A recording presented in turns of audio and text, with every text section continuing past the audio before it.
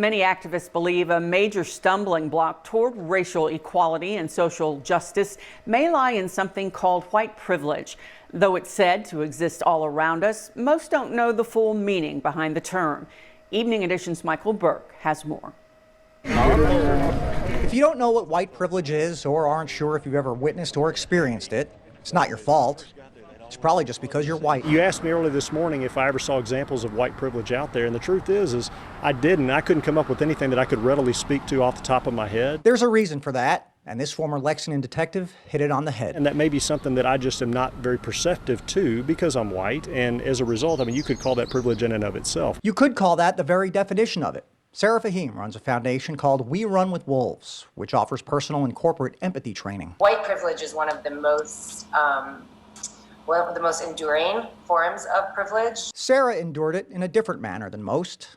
Her father is Egyptian. And he's a very dark-skinned man, and so he got pulled over often for that. He got asked questions about how he was raising me. Questioning him for no other reason than having much darker skin than his daughter.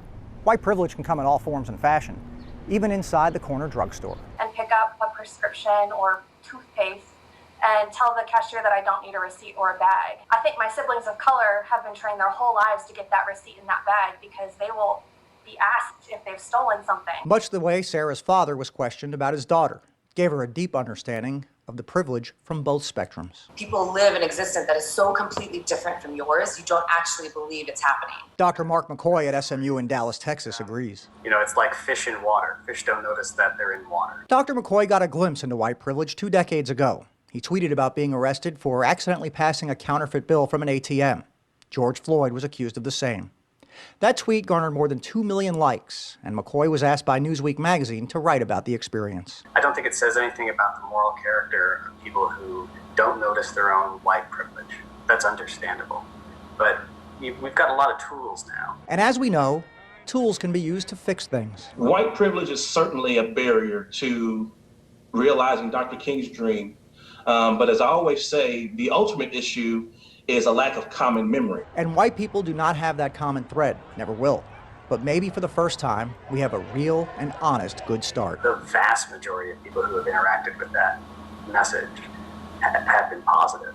Positivity is one thing. What we really need is understanding, recognition. Most white people don't believe in the history. Most white people don't even believe in the privilege. It means that your hardships and the way that you have suffered is not because of the color of your skin. I am very well aware of what kinds of advantages I have in the world. 2 men, 1 white, 1 black, accused of the same crime.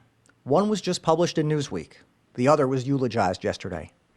You needn't know the whole story to know which was which. That too is white privilege. Michael Burke for Evening Edition. Remember, you can find more coverage of protests in Kentucky and around the world on LEX18.com and get the information wherever you are by downloading the LEX18 News app.